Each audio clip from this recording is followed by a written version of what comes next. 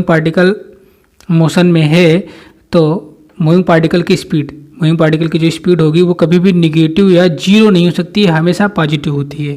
ये थोड़ा सा नोटेबल पॉइंट है कि जो आपका मूविंग पार्टिकल की जो स्पीड होगी वो कभी भी जीरो या निगेटिव नहीं हो सकती है, ऑलवेज पॉजिटिव होती है। अब स्पीड में दो टाइप की स्पीड हम लोग पढ़ते हैं, एक यूनिफॉर्म स्पीड, एक नॉन यूनिफॉर्म स्पीड। नाम से ही पता चल रहा है यूनिफॉर्म स्पीड में क्या होगा कि पार्टिकल कवर करेगा equal distance equal interval time में, ये फोकस करना है, तो यूनिफॉर्म स्पीड होगा। और अगर पार्टिकल कवर कर रहा है unequal distance equal interval time में तो नॉन यूनिफॉर्म होगा। स्पीड का फार्मूला वही, distance upon time, average speed is equal to वही टोटल डिस्टेंस अपॉन टाइम। अब न्यूमेरिकल देखते हैं थोड़ा डिस्टेंस पर, सॉरी स्पीड पर, स्पीड है ना, हाँ स्पीड पर। स्पीड इक्वल टू क्या होता है, distance upon time, average speed total distance upon total time. Numerical है व्हेन ए पार्टिकल, इस न्यूमेरिकल समझ लीजिए या तो एक जनरल फार्मूला है, इसको समझ लीजिए, ठीक है। व्हेन ए पार्टिकल, कोई अगर पार्टिकल है मूव कर रहा है डिफरेंट स्पीड से, v1 v2 v3 v4 so on vn speed से मूव कर रहा है different time, t1 t2 t3 t4 tn से मूव कर रहा है, तो एवरेज स्पीड इस पार्टिकल की बता दीजिए। तो एवरेज स्पीड इक्वल टू हमको पता है total distance upon total time होता है। टोटल डिस्टेंस दिया नहीं है, वेलोसिटी और टाइम दिया है, तो हमको पहले तो नॉर्मल फॉर्मूला जो हमको पता है वही अप्लाई करेंगे, total distance upon total time, यानी कि मान लीजिए कि s1 s2 plus s3 plus s4 plus sn upon t1 t2 t3 so on tn तक।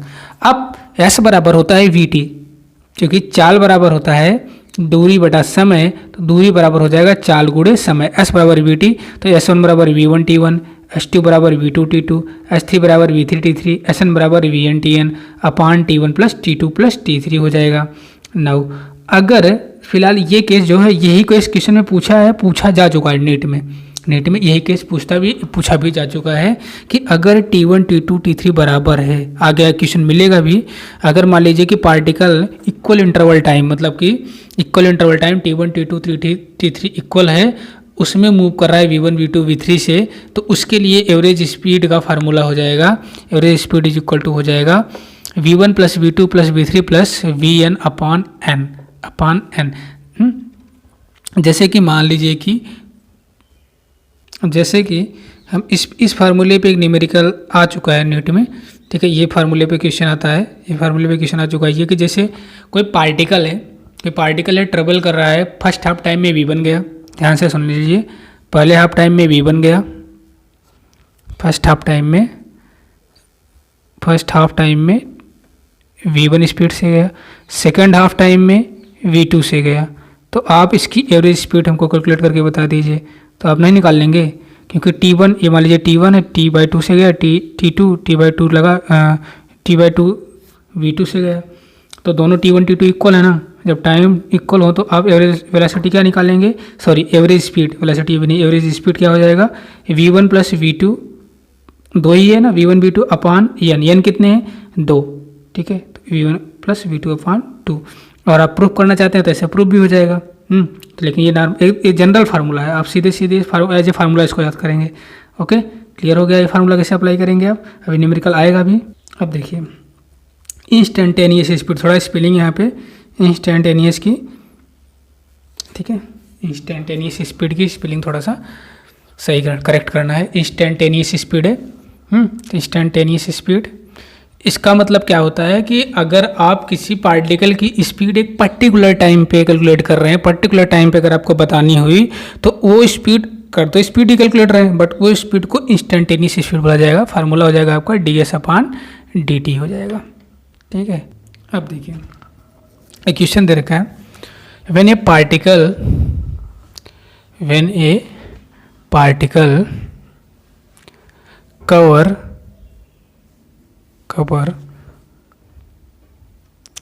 when a particle cover different distance s1 s2 s3 so on sn with speed v1 v2 v3 vn respectively, then average speed of particle। तो अगर ऐसी condition है, कोई particle है, distance s1 s2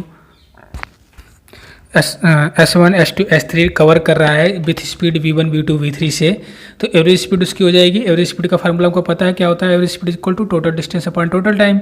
distance total cover किया है s1 s2 s3 sn तक, तो s1 plus s2 plus s3 plus sn total distance को ऐड कर देंगे अपॉन टोटल टाइम करेंगे, T1 plus T2 plus T3, यही फार्मूला होता है, बेसिक फार्मूला तो यही होता है ना, T1 plus T2 3 plus Tn। But यहाँ पे तो टाइम दिया नहीं, यहाँ पे वेलोसिटी दिया है। अब क्या करेंगे, अब हमको पता है चूँकि कि डिस्टेंस चाल बराबर होता है दूरी बटा समय, चाल बराबर होता है क्या, स्पीड बराबर v बराबर चाल बराबर दूरी बटा समय d/t, या d/t, यहाँ पे s का यूज किया जा रहा है तो s का भी यूज करेंगे हम लोग भी। ओके, ये यस हो जाएगा आपका, इसको ज़रा चलिए इसको भी डी मान लीजिए, ये ऐसे, ठीक है, तो ये हो जाएगा आपका टी बराबर क्या हो जाएगा s/v, तो T1 की जगह पे s1/v1 लिख सकते हैं, बिल्कुल लिख सकते हैं, क्यों नहीं लिख सकते। तो T1 की जगह पे s1/v1, T2 की s2/v2, T3 की जगह s3/v3, Tn की जगह sn/v1, और उस ऊपर ऐसे s1 s2 s3 रहने दिए। अब कंडीशन ये है जो कि होती है, यही न्यूमेरिकल भी पूछता है, अगर s1 s2 s3 सब इक्वल है, मतलब जो डिस्टेंस है इक्वल है, तो वहाँ पे एवरेज स्पीड का फार्मूला निकल के आएगा क्या, अगर s1 s2 s3 sn equal हैं तो then v average speed equal to आएगा, एवरेज आएगा क्या, n/1/v1 plus 1/v2 plus 1/v3 plus 1/vn। ये इंपॉर्टेंट फार्मूला है, क्वेश्चन आ चुका है, थोड़ा सा ध्यान देना है, ठीक है। चलिए अब आते हैं हम लोग वेलोसिटी पर। वेलोसिटी क्या होता है, rate of change of position या rate of the displacement with time known as the velocity. जो rate of change of position होता है या rate of displacement with time, इसी बोलते हैं वेलोसिटी। वेलोसिटी क्या होती है? वेलोसिटी इज इक्वल टू होता है change in displacement upon time, जबकि स्पीड क्या होती है? Total distance upon time. Velocity और स्पीड में अंतर समझ लीजिए। स्पीड इज इक्वल टू होता है डिस्टेंस अपॉन टाइम, जबकि वेलोसिटी इज इक्वल टू होता है डिस्प्लेसमेंट अपॉन टाइम। फार्मूले में अंतर है। तो ये जो, और वेलोसिटी जो है वेक्टर क्वांटिटी है, जबकि स्पीड जो है स्केलर क्वांटिटी थी। इसका डायमेंशन होता है वेलोसिटी का lt के पावर -1। ये गलती से लिखा गया है, इसको आप क्या करें, ये m नहीं रहेगा यहाँ पे, ठीक है। lt के पावर -1 सिर्फ होता है, और यूनिट तो वही है, मीटर पर सेकंड यूनिट है इसकी, मीटर पर सेकंड यूनिट है। वेलोसिटी पॉजिटिव नेगेटिव जीरो कुछ भी हो सकती है। वेलोसिटी पॉजिटिव नेगेटिव जीरो कुछ भी हो सकती है। अब वेलोसिटी में दो वेलोसिटी होती है, एक यूनिफॉर्म, जैसे उसमें थी uniform speed non uniform speed, ऐसे वेलोसिटी में यूनिफॉर्म वेलोसिटी और नॉन यूनिफॉर्म वेलोसिटी होती है। अब चूंकि वेलोसिटी एक वेक्टर क्वांटिटी है, तो इसमें क्या होएगा? इसमें होगा यूनिफॉर्म वेलोसिटी के केस में पार्टिकल या ऑब्जेक्ट या बॉडी की मैग्नीट्यूड और डायरेक्शन दोनों पार्टिकल की दोनों सेम होनी चाहिए। मतलब पार्टिकल वेलोसिटी जो है मैग्नीट्यूड और डायरेक्शन में अगर सेम है तो वो यूनिफॉर्म वेलोसिटी कहलाएगा। अगर आइदर मैग्नीट्यूड या डायरेक्शन पार्टिकल की चेंज हो रही है तो नॉन यूनिफॉर्म वेलोसिटी से पार्टिकल मूव कर रहा है। तो वेलोसिटी और स्पीड में अंतर पकड़ में आ गया, फार्मूला हो गया और न्यूमेरिकल भी हो गया। चलिए अब देखिए एवरेज वेलोसिटी क्या है। एवरेज वही फार्मूला तो वही रहेगा ना, डिस्प्लेसमेंट रेशियो, जो डिस्प्लेसमेंट टाइम का रेशियो होता है वही वेलोसिटी होती है। तो ratio of the displacement to the time called velocity है। Average velocity equal to the displacement upon time. अब नोट पॉइंट है, जो एवरेज स्पीड और एवरेज वेलोसिटी में रिलेशन ये है कि एवरेज स्पीड एवरेज वेलोसिटी से हम या तो बड़ी रहेगी या तो बराबर रहेगी। एवरेज स्पीड एवरेज वेलोसिटी से बड़ी रहेगी या तो बराबर रहेगी। ये ध्यान देना है। जैसे डिस्टेंस डिस्प्लेसमेंट से या बड़ा होता है या तो बराबर होता है, वैसे एवरेज स्पीड एवरेज वेलोसिटी से बड़ा होगा या तो बराबर होगा। ठीक है, तो एक साथ दोनों को याद करिएगा, डिस्टेंस डिस्प्लेसमेंट और एवरेज स्पीड और एवरेज वेलोसिटी को। अब अगर मोशन यूनिफॉर्म मोशन है, कोई पार्टिकल अगर यूनिफॉर्म मोशन कर रहा है, तो यूनिफॉर्म मोशन के केस में एवरेज स्पीड एवरेज वेलोसिटी की मैग्नीट्यूड और इंस्टेंटेनियस वेलोसिटी का मैग्नीट्यूड ये तीनों एक दूसरे के इक्वल होते हैं। फार्मूला हमने ऊपर देख ही लिया, velocity is equal to the change in displacement upon time. अगर तीनों कोऑर्डिनेट में डिस्प्लेसमेंट हो रहा है यानी एक्स वाई जेड में, तो आप वेक्टर फार्मूला यूज करेंगे XI cap Y J cap plus Z की कैप अपॉन dt। अब स्पीड और वेलोसिटी पे थोड़ा सा न्यूमेरिकल देखते हैं। Numerical based on the speed and velocity. पहला न्यूमेरिकल है या फार्मूला आप किसको पकड़ लीजिए, सिंपल सा। अब देखिए यहाँ पे पूछा है कि if particle travel first half distance with velocity v1 and second half distance with velocity v2, तो एवरेज स्पीड आपको बताना है इस पार्टिकल का। अभी आप जस्ट याद करिए, हम लोग पीछे पढ़ के आए हैं। अगर इक्वल डिस्टेंस हो, first half distance second half distance, मतलब हाफ डिस्टेंस तो इक्वल है, यानी S1 बराबर S2 है। तो वहाँ पे हमने सीधे फार्मूले पढ़ा था, average velocity average speed equal to n upon, यही तो था, एक मिनट साइड में करते हैं। ये तो मान लीजिए एग्जैक्ट तरीका हो गया, बट इसका जो शॉर्टकट तरीका आप अप्लाई करेंगे, शॉर्टकट तरीका इसका यही है ना। शॉर्टकट तरीका सीधा फार्मूला है ही, शॉर्टकट तरीका क्या फार्मूला ही है। अगर मान लीजिए कि बोला है कि पहली हाफ डिस्टेंस वो चला है v1 से पार्टिकल, दूसरी हाफ डिस्टेंस पार्टिकल चला है v2 से, यानी दोनों S1 S2 इक्वल हैं। जब दोनों S1 S2 इक्वल हैं, S1 बराबर S2 है, तो इसके लिए एवरेज स्पीड का फार्मूला होता है average speed is equal to the n upon 1 upon v1 plus 1 upon v2, यही तो होता है। अब n इज इक्वल टू यहाँ पे क्या रखेंगे, n इज इक्वल टू, चूँकि दो हाफ डिस्टेंस दो हाफ चला है तो n इज इक्वल टू 2 रखेंगे। 1 upon v1 plus 1 upon v2, इसको सॉल्व करेंगे तो आएगा क्या, v2 प्लस v1, एक मिनट, इसको सॉल्व करेंगे तो यहाँ पे थोड़ा सा आप देखिए, इसको सॉल्व करिए तो आपका 2 तो ऊपर ही रहेगा, ये V2 इधर आएगा प्लस V1 और दोनों का लसा हो जाएगा V1 V2।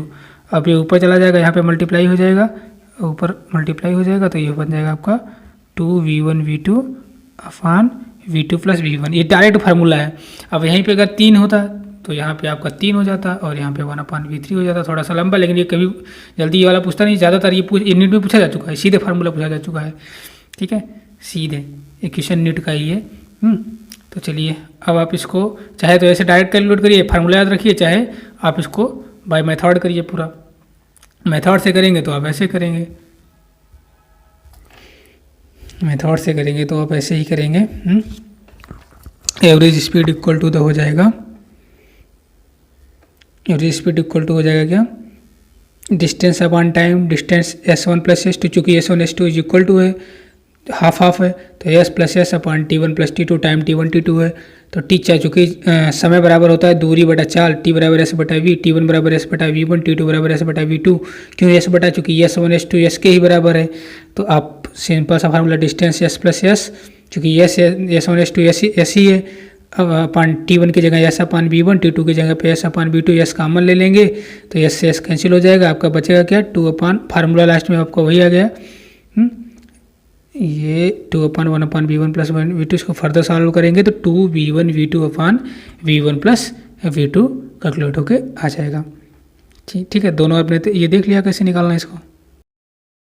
ना क्वेश्चन नंबर 2 जो कि आपका स्पीड एंड वेलोसिटी पर बेस्ड है क्वेश्चन। स्पीड इसमें भी फाइंड आउट करनी है। इसमें दिया है if A particle travel with V1 first half time and second half time में विथ V2 से ट्रेवल कर रहा है, तो एवरेज स्पीड, यहाँ पे अब टाइम को सेम कर दिया है। इसके पहले वाले क्वेश्चन में डिस्टेंस को सेम रखा था, इसमें टाइम को सेम रख दिया है। अब एवरेज स्पीड हमको पूछ रखा है, तो इसका भी आपको वही सिंपल सा फार्मूला। अब इसका शॉर्टकट है, अगर टाइम इक्वल है, अगर टाइम बराबर रहता है, यानी कि अगर कोई पार्टिकल T1 T2 T3 सब इक्वल हैं, तो उसके लिए आपका क्या था फार्मूला एवरेज स्पीड का, V एवरेज इक्वल टू था N upon average speed equal to V1 plus V2 plus so on Vn upon N। यहाँ पे तो 2 ही हाफ टाइम है तो N इक्वल टू रखें, और V1 V2 तो T1 पे V1 गया है, T2 मतलब फर्स्ट हाफ V1 गया है, सेकंड हाफ टाइम पे V2 गया है, तो V1 प्लस V2 अपान 2 डायरेक्ट ही फार्मूला आपका निकल के आ जाएगा एवरेज स्पीड का ऐसी कंडीशन में। बट अगर आपको पूरा डिटेल में कैलकुलेट करना था वैसे कैलकुलेट करेंगे। एवरेज स्पीड इक्वल टू होता है total distance upon total time, S1 plus S2 upon T1 plus T2। चूँकि हमको पता है कि T1 T2 हाफ टाइम मतलब दोनों T1 T2 बराबर हैं, तो S इज इक्वल टू होता है VT, मतलब दूरी बराबर चाल गुणे समय, तो S1 हो जाएगा V1T और S2 हो जाएगा V2T। T क्यों करेंगे, T1 T2 बराबर है तो इसलिए इसको T ही रखा है। अपान T1 प्लस T2 में T प्लस T रखेंगे। अब इसको आप क्या करेंगे, इस फर्दर सॉल्व करेंगे तो T इसमें कॉमन आ जाएगा, अंदर बचेगा V1 प्लस V2 और अपान T को कॉमन लेंगे तो 2 आएगा, T से T कैंसिल आउट हो जाएगा, V1 प्लस V2 अपान 2। तो आप देख लीजिए जैसे आपको उचित लगे, आप डायरेक्ट भी कर सकते हैं और नियम से भी कर सकते हैं। आपको नियम से करना है डायरेक्ट। अब ये देखिए डायरेक्ट है, इतना लंबा नहीं लगाने की जरूरत है जितना लंबा इसमें हमने लगा रखा है, बट हाँ बताने के लिए मैंने इतना लंबा रख रखा है, क्योंकि 12th वाले अगर करेंगे तो इसी तरीके से करेंगे वो, ठीक है। बट हाँ अगर कंपटीशन के पॉइंट ऑफ व्यू से करेंगे इतना लंबा खींचने की जरूरत नहीं है। चलिए देखिए, एक कार है, कार मूव कर रही है, velocity 2.24 kilometre per hour first minute में, इतना चलिए। फिर 3.6 kilometre per hour second minute में रन की, अब 5.18 kilometre per hour third minute में रन की। अब यहाँ पे फोकस करने की चीज़ है कि तीनों टाइम इक्वल हैं, एक मिनट, मतलब T1 T2 T3 तीनों बराबर हैं। यहाँ पे भी T1 पे गया है V1, T1 पे V1 गया, ये T1 1 मिनट है। अब यहाँ पे मत जाइए अभी, वो इंटरवल मतलब 12th के पॉइंट ऑफ 11th और 12th मतलब बोर्ड के पॉइंट ऑफ व्यू से करेंगे तो ठीक है। V2 3.6 है और V3 5. सिंपल सा सीधे फार्मूले में अप्लाई करना है आपको। एवरेज स्पीड इक्वल टू हो जाएगा V एवरेज इक्वल टू हो जाएगा V1 plus V2 plus V3 अपान 3। क्यों? क्योंकि यहाँ पे देखिए T1 first minute, T2 second first minute, T3 तीनों बराबर है ना, 1 तीनों मिनट है, 1 मिनट, यानी कि टोटल 3 मिनट, ठीक है। अब एवरेज स्पीड हमको पता है, एवरेज स्पीड इक्वल टू होता है total distance upon total time, और वहाँ से अगर T1 T2 3 ये सब बराबर हैं तो आपका फार्मूला क्या बनता है, आपका फार्मूला बनता है ये ऊपर वाला बनेगा ना, यही ऊपर वाला तो है ना, v1 plus V two plus जो t1 t2 बराबर है तो v1 plus V two plus V N upon N, यहाँ 3 है, 3 टाइम है ना, तो यहाँ पे v1 v2 प्लस v3 अपान 3 हो जाएगा, अपान 3 हो जाएगा। चलिए v1 कितना दे रखा है आप बस उसके बाद सीधे ना v1 plus V two plus v3, अब v1 कितना दिया है, v1 आपका दे रखा है 2.24, 2.24 वेरी गुड।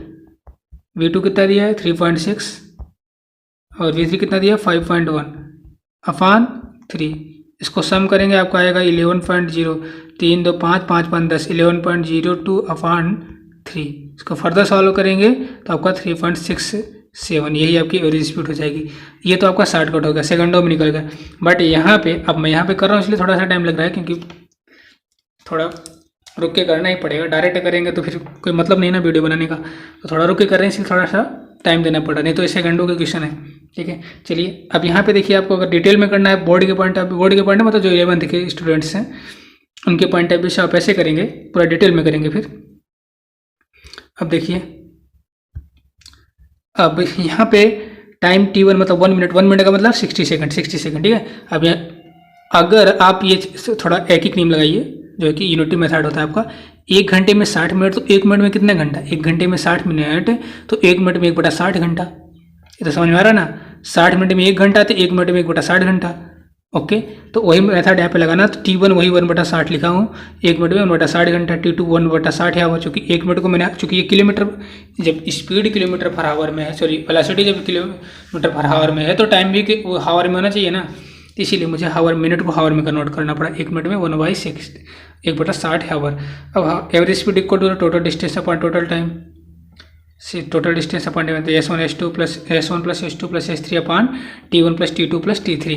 हमको पता है S बराबर VT होता है, तो S1 बराबर V1 T1, S2 बराबर V2 T2, S3 बराबर V3 T3 और T1 plus T2 plus T3 हो गया। अब यहाँ पे आप वैल्यू पुटअप करिए, V1 की वैल्यू 2.24 है, T1 की 1/60, ऐसे V2 की वैल्यू पुटअप करेंगे 3.6, 1.60, 5.18, 1. मतलब V1 और V1 T1 V2 T2 V3 T3 की वैल्यू पुटअप कर देंगे।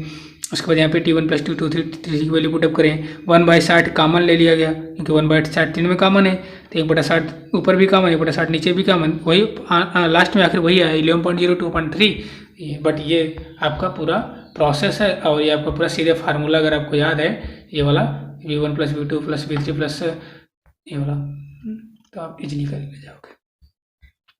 आई होप क्लियर हो गया होगा, क्वेश्चन भी कन्फर्म हो गया होगा एवरेज स्पीड का, और फार्मूला हम लोग देख चुके हैं। अब एक्सेलरेशन देखते हैं। ओके, एक्सेलरेशन डेफिनेशन सबको पता है, फार्मूला सबको पता है, ठीक है।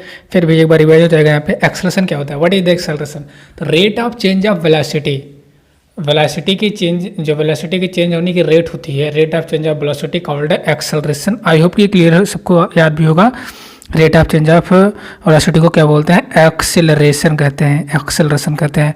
एक्सेलरेशन का सिंपल सा formula change in velocity upon total time होता है acceleration, delta we by delta T, change in velocity बटा चेंज इन टाइम। एक्सेलरेशन होता है, एक्सेलरेशन वेक्टर क्वांटिटी है।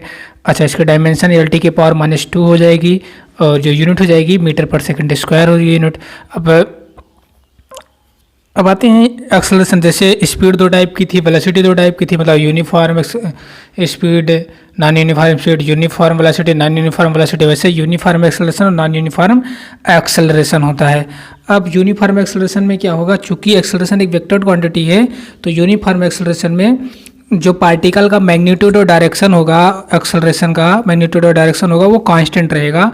तो एक्सेलरेशन कांस्टेंट है, पाथ ऑफ पार्टिकल जो होगा स्ट्रेट लाइन में होगा या पैराबोला होगा, भी थोड़ा ध्यान देना है। फिर से ध्यान से सुन लीजिए, यूनिफॉर्म एक्सेलरेशन का मतलब कि एक्सेलरेशन मैग्नीट्यूड और डायरेक्शन, मैग्नीट्यूड डायरेक्शन ये क्या रहेगा, कांस्टेंट रहेगा। Magnitude and direction of acceleration constant.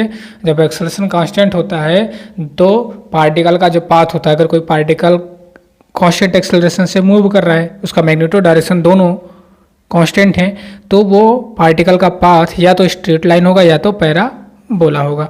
Non uniform में चेंज होगा, ठीक है। एक्सेलरेशन का जो मैग्नीट्यूड और डायरेक्शन है वो दोनों क्या हो जाएंगे, चेंज हो जाएंगे, तो नॉन यूनिफॉर्म टाइप का एक्सेलरेशन हो जाएगा। अब नॉन यूनिफॉर्म एक्सेलरेशन में अगर पार्टिकल मूव कर रहा है यूनिफॉर्म वेलोसिटी से तो एक्सेलरेशन जीरो हो जाएगा। ये नोट पॉइंट है, थोड़ा सा इसको ध्यान देंगे। When particle move uniform velocity then acceleration must be zero. अब एक्सेलरेशन का फार्मूला आपको ध्यान देना है, acceleration is equal to the change in velocity upon time. अगर मान लीजिए कि वेलोसिटी जो दे रखा है एक्स एक्सिस, वाई एक्सिस और जेड एक्सिस पे दिया, मतलब X coordinate, Y coordinate, Z coordinate तीनों पे एक्सेलरेशन वेलोसिटी दे रखा है, तो उस टाइम एक्सेलरेशन इक्वल टू हो जाएगा D V X upon D T. D V X चूँकि एक्स एक्सिस पे तो आई कैप डायरेक्शन, चूँकि वेक्टर क्वांटिटी है ना तो डायरेक्शन भी दिखाना पड़ेगा, तो V X I cap plus V Y J cap plus V Z K cap upon D T. तो आप इसको ऐसे लिख सकते हो, या ए एक्स आई के प्लस ए वाई जे के प्लस ए जेड के कैप, ये हो जाएगा आपका एक्सेलरेशन। अब पार्टिकल मूव, अगर नॉन यूनिफॉर्म स्पीड से पार्टिकल मूव कर रहा है तो मस्ट है कि एक्सेलरेशन नॉन जीरो होगा, और अगर पार्टिकल यूनिफॉर्म वेलोसिटी से मूव कर रहा है तो एक्सेलरेशन क्या हो जाएगा, उस केस में जीरो हो जाएगा। तो ये तो बात हो गई एक्सेलरेशन की डिफिनीशन, फार्मूला और कुछ एक्सेलरेशन के पॉइंट जो कि आपको पता होने चाहिए। अब आते हैं हम लोग न्यूमेरिकल पर। न्यूमेरिकल देखिए, न्यूमेरिकल आपका पूछ रखा है, numerical based on the acceleration पे कुछ बेस्ड न्यूमेरिकल है। अगर मान लीजिए कि वेलोसिटी पार्टिकल की दे रखी है, वेलोसिटी पार्टिकल की दे रखी है V is equal to 2t square minus 4t plus 3 metre per second. अब इस पार्टिकल का एक्सेलरेशन बताना है, वो भी एट t बराबर 3 सेकंड पर, मतलब 3 सेकंड पे पार्टिकल का एक्सेलरेशन क्या होगा ये आपको बताना है। वेलोसिटी इक्वेशन दे रखी है। अब जब वेलोसिटी की इक्वेशन दे रखी है तो अभी हम जस्ट इसके बाद पढ़ेंगे इसी वीडियो में, वेलोसिटी का आप क्या करोगे, डिफ्रेंशिएशन करोगे तो एक्सेलरेशन आता है, ठीक है। तो ए बराबर हम लगाएंगे d v by d t, a बराबर d v by d T.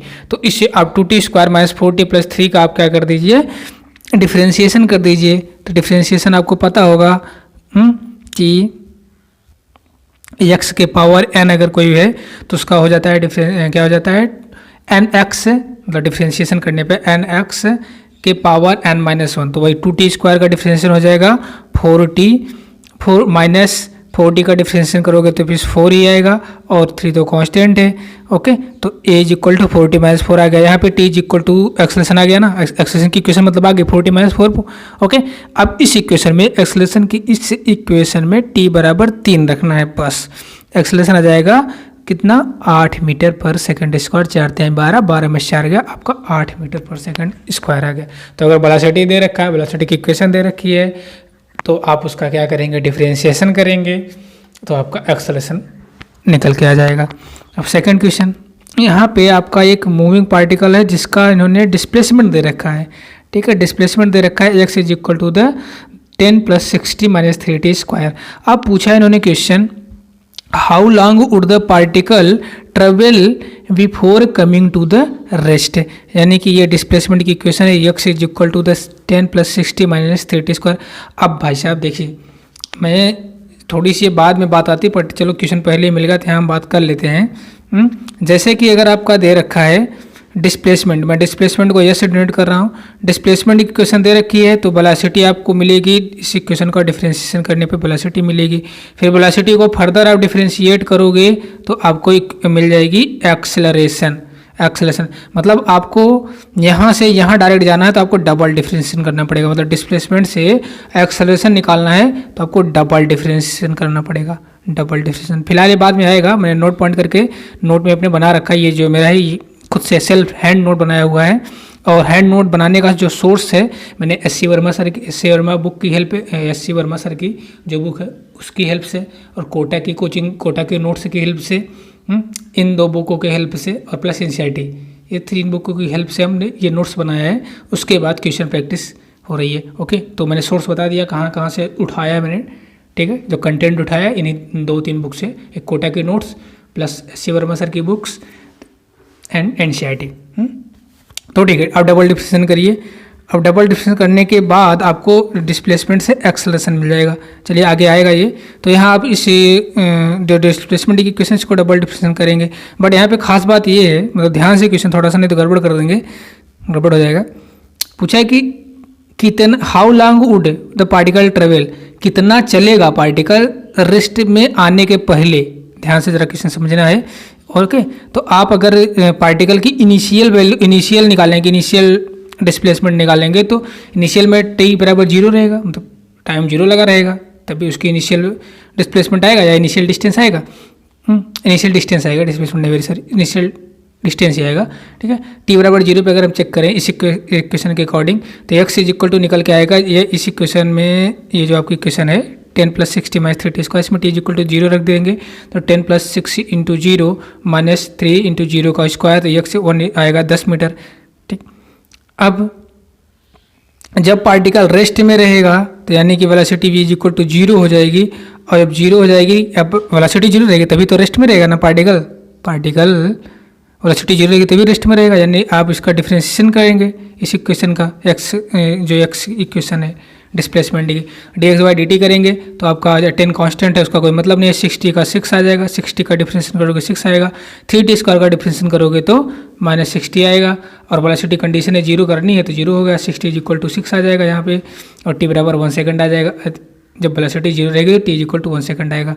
अब आपको क्या करना है, x2 की वैल्यू निकालनी है। x2 कब आएगा, x2 मतलब जब t बराबर 1 सेकंड आप रखेंगे तो x2 इज इक्वल टू, आप t का मान x वाली जो इक्वेशन है उसमें t की वैल्यू 1 पुट अप करेंगे, उसके बाद आपके जो निकल के आएगा डाटा वो आएगा आपका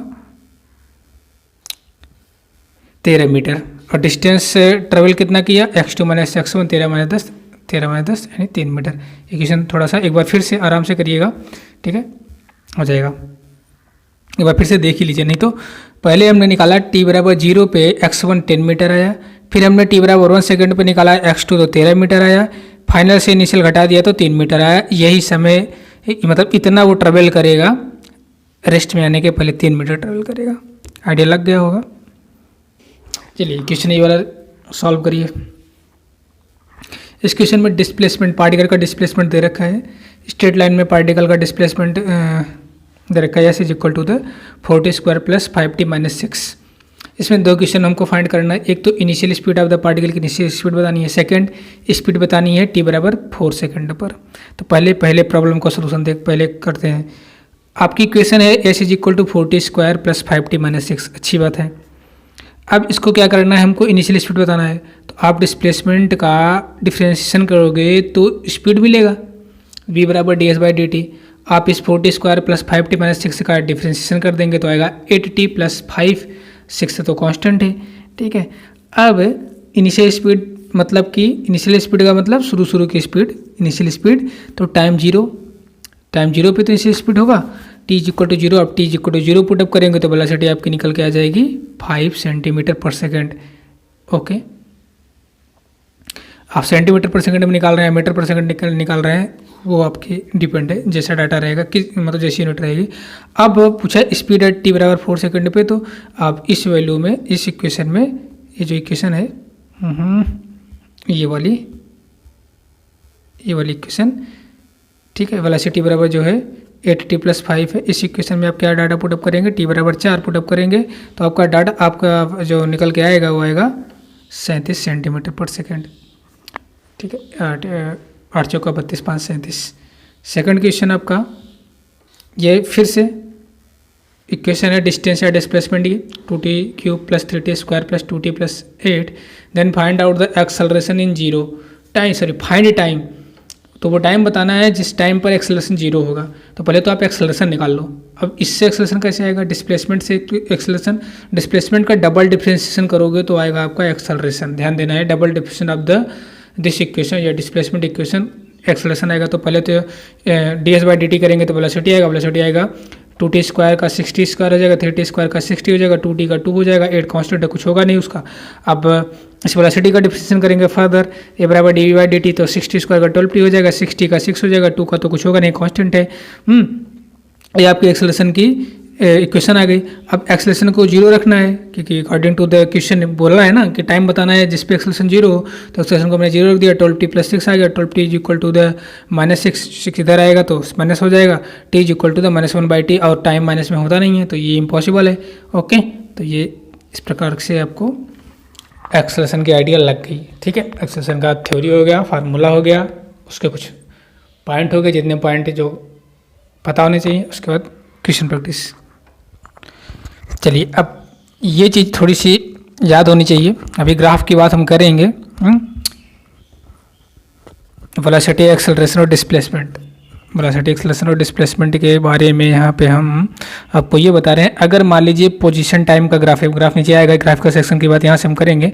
उसके पहले आप देख लीजिए, अगर पोजीशन टाइम का ग्राफ है और उसका स्लोप हमको क्या देता है, slope of the position time graph instantaneous velocity देता है, और slope of the velocity time graph instantaneous acceleration देता है। ध्यान से अगेन सुनिए, पोजीशन टाइम का ग्राफ का स्लोप टेन थीटा वेलोसिटी बताता है, वेलोसिटी टाइम के ग्राफ का स्लोप एक्सेलरेशन बताता है, और वेलोसिटी टाइम ग्राफ का एरिया, वेलोसिटी टाइम कर्व का एरिया डिस्प्लेसमेंट बताता है, और एक्सेलरेशन टाइम कर्व का एरिया वेलोसिटी बताता है। याद हो गया?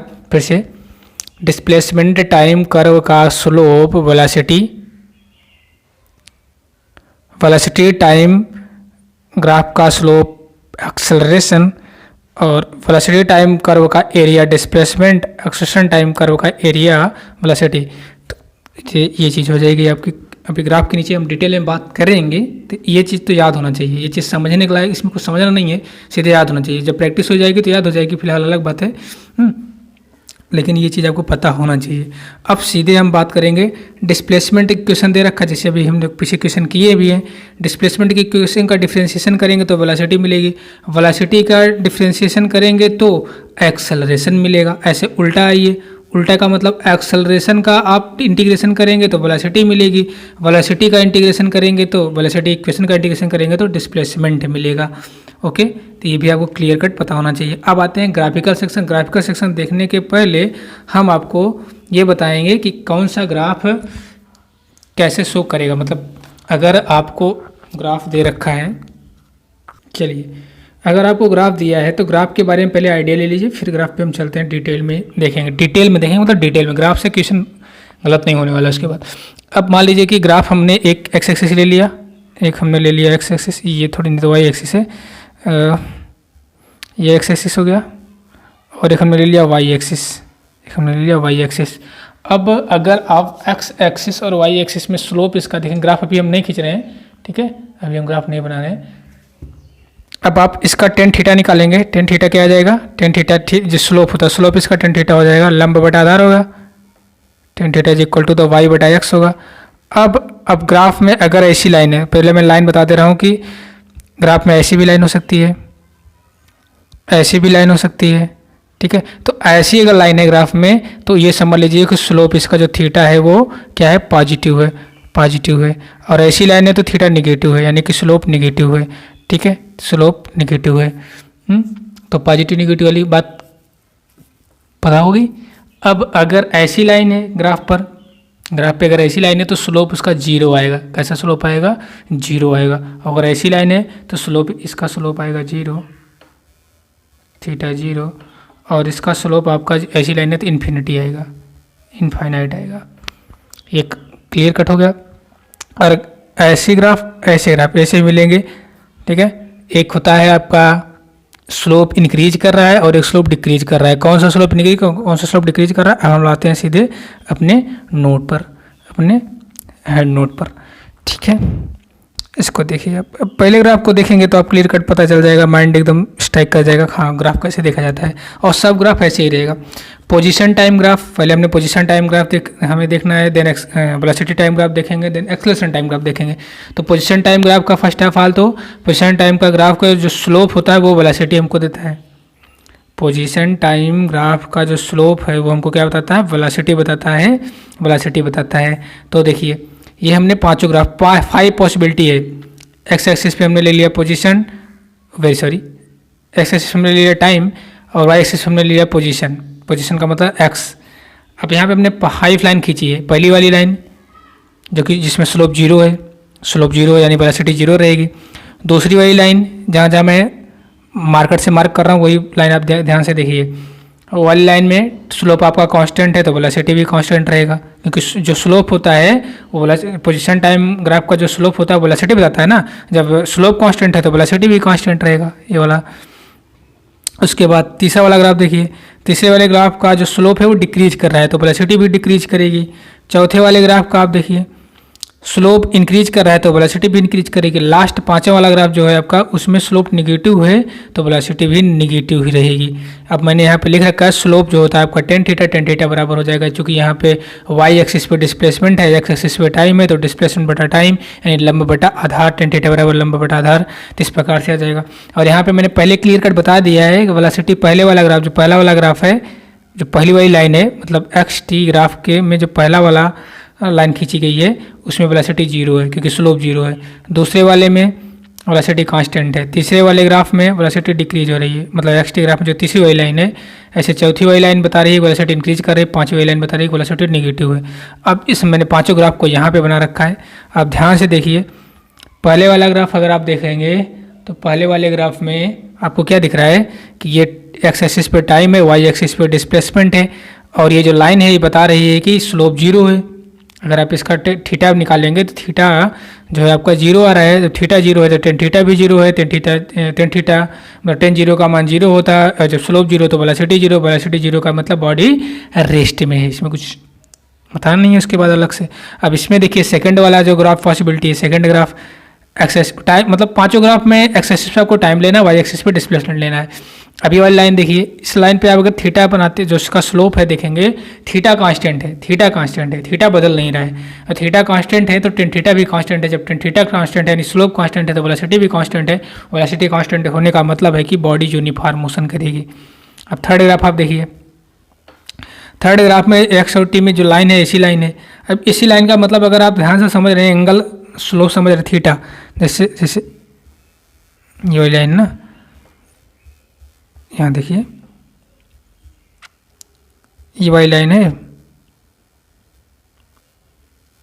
ऐसे ग्राफ है टी एक्स टी के बिटवीन, ऐसी लाइन है। थोड़ा और ज़्यादा क्लियर इसको बनाते हैं, ऐसी लाइन है। तो अगर आप एंगल यहाँ पे थीटा बनाएंगे, जैसे जैसे आप थीटा ऊपर चलते जाएंगे, थीटा क्या हो जाएगा, यहाँ पे डिक्रीज करता जा रहा है ना, थीटा का मान डिक्रीज करता जा रहा है।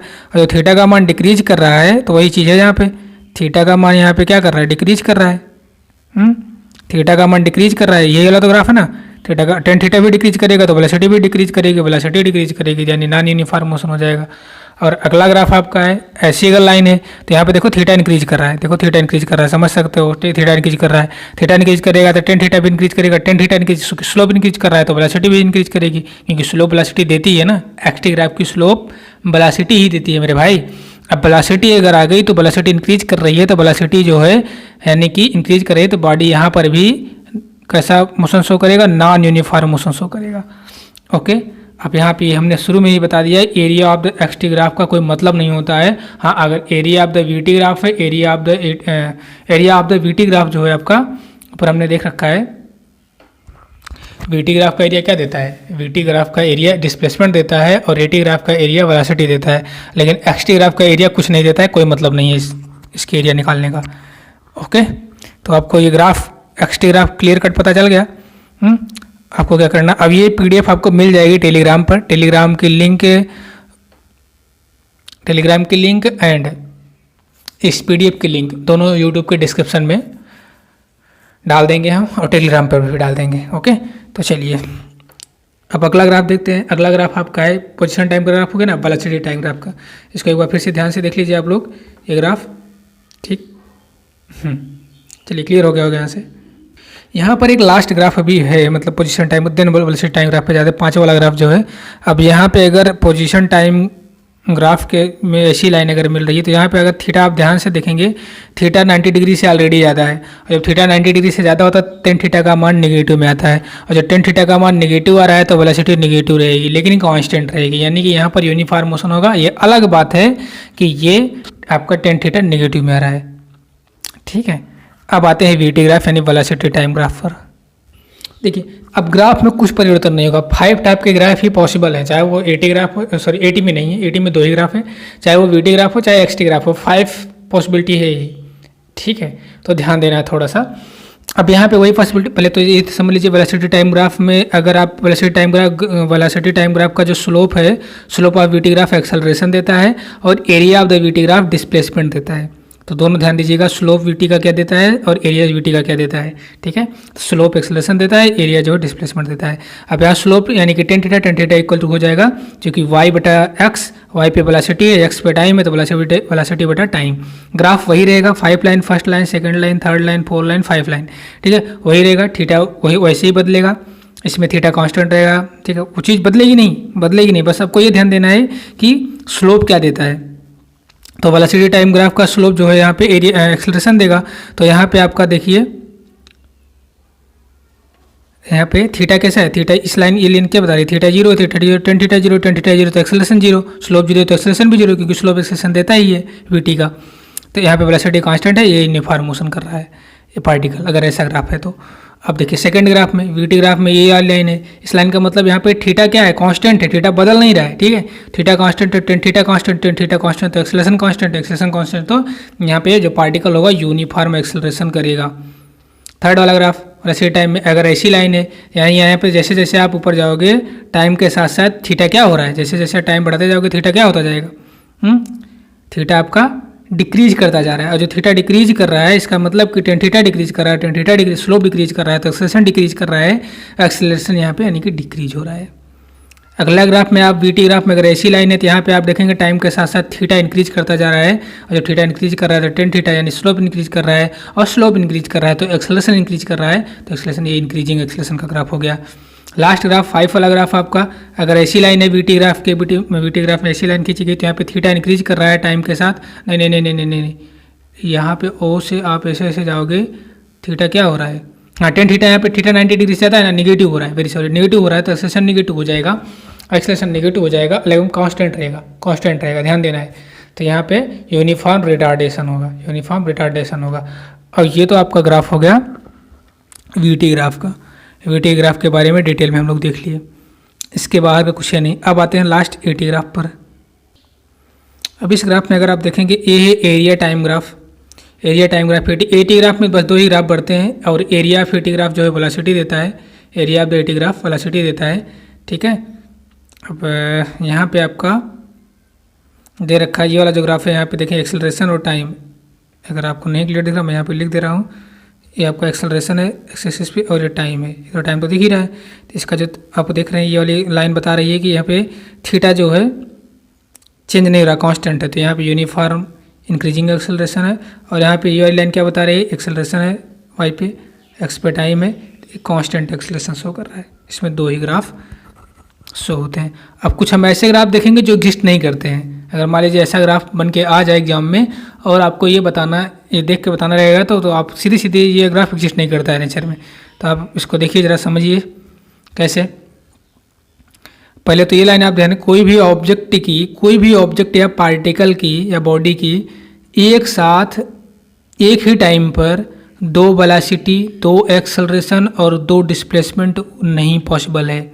बट इस ग्राफ में अगर आप देखेंगे, एक ही टाइम पे टाइम है, ये आपका टाइम है, और आपका जो ग्राफ है यहाँ पे आप देख रहे हैं, ये V1 और V2 और V1, ये मैंने थोड़ा सा, ये देखिए यहाँ एक ही टाइम पर ये दोनों शो कर रहे हैं, 2 वेलोसिटी शो कर रही है एक ही टाइम पर। और एक ही टाइम पे एक ऑब्जेक्ट की 2 वेलोसिटी नहीं हो सकती। मतलब अगर अभी मैं बोलूँ मेरी वेलोसिटी 5 मीटर है और 10 मीटर है, कैसे पॉसिबल है? अभी जस्ट मैं बोलूँ आपके कितना टाइम हो रहा है इस समय, 5:09, इसमें जो मैं वीडियो शूट कर रहा हूँ 5:09 हो रहा है। 5:09 में आपकी वेलोसिटी 10 मीटर पर सेकंड है, और 5:09 पर ही 15 मीटर पर सेकंड है। पॉसिबल है? नहीं। एक टाइम पे एक ही वेलोसिटी पॉसिबल है ना, तो इसलिए ऐसा ग्राफ पॉसिबल नहीं है। ऐसे एक ही टाइम पे 2 डिस्प्लेसमेंट नहीं, इसमें देखिए एक ही टाइम पर इस टाइम पे 2 डिस्प्लेसमेंट, एक तो ए वाला हो गया और दूसरा ए वाला हो गया, तो ये भी पॉसिबल नहीं है। 2 डिस्प्लेसमेंट नहीं पॉसिबल है एक ही टाइम पर। एक ही टाइम पे 2 एक्सेलरेशन नहीं पॉसिबल है। इस टाइम पे एक एक्सेलरेशन ये हो गया और एक्सेलरेशन ये हो गया। ये ग्राफ है मेरे भाई, ऐसे ग्राफ है, थोड़ा रफली जो है यहाँ पे, ठीक है। क्लियर कट समझ में आएगा ना? पीडीएफ थोड़ा ब्लर आया है, बट ठीक है, दिख रहा है ना? नहीं तो मैं पीडीएफ फिर से बना लूँगा इसका, ठीक। ओके, मैंने फिर से लेकिन बना ही दिया है, मतलब यहाँ पे ड्रा कर दिया है, दिख रहा है, समझ आ रहा होगा। ये ग्राफ पॉसिबल नहीं है, ऐसे कुछ नीचे ग्राफ है आपके। ये तो ये आपको स्पीड है और टाइम के बिटवीन ग्राफ है, स्पीड और टाइम के बिटवीन ग्राफ है। ये स्पीड है टाइम, तो स्पीड कभी भी निगेटिव नहीं होती है मेरे भाई। ये स्पीड निगेटिव दिखा रहा है और निगेटिव पॉसिबल नहीं है स्पीड, ठीक है। तो इसलिए तो ये तो गए। ऐसे डिस्टेंस आपकी ये भी कभी निगेटिव नहीं होती है, तो ये भी गई। यहाँ पे देखो डिस्टेंस निगेटिव है, यहाँ इसके ऊपर अगर ऐसा होता तो सही है, लेकिन ये गड़बड़ कर दे रहा है, तो इसलिए ये गलत है। डिस्टेंस और speed never be negative, can never be negative. Okay, तो ये भी ग्राफ आपका पॉसिबल नहीं है। ऐसे लास्ट का जो थर्ड केस है, थर्ड केस में अगर आप देखेंगे, थर्ड केस में क्या होता है ना, मतलब सिंपल सा कि ये भी पॉसिबिलिटी नहीं है कि कोई भी क्वांटिटी चेंज हो, टाइम चेंज ही ना हो। मतलब आप डिस्प्लेसमेंट, आपकी वेलोसिटी बदल रही है लेकिन टाइम ठप है, टाइम रुकता नहीं है। तो टाइम को कांस्टेंट मत करिए। तो ये जो चीज़ आपकी है टाइम, यहाँ पे देखिए टाइम ठप कर दिए, ठीक है। और आप डिस्प्लेसमेंट बढ़ाते जा रहे हो, तो ये गलत बात है जी, मतलब ये पॉसिबल नहीं है। तो ये तीनों गलत है। तो सिंपल सा, टाइम को आप कांस्टेंट नहीं कर सकते, टाइम को आप रोक नहीं सकते हो ना, ठीक है। तो ये ग्राफ आपके पास है। तो ग्राफ को इससे बाहर नहीं जाना है, इससे बाहर नहीं पूछेगा। हाँ, कुछ ग्राफ की आप आइडिया ले लीजिए, जैसे कि मान लीजिए अगर आपको, जस्ट 1 मिनट, मैं यहाँ पे दिखाता हूँ आपको। ये आपको ग्राफ पता चल गया, increasing decreasing, slope increasing decreasing वाला। अब थोड़ा सा अगर मान लीजिए ऐसा ग्राफ है, कुछ ऐसा, फिर ऐसा, इस ग्राफ का क्या मतलब है?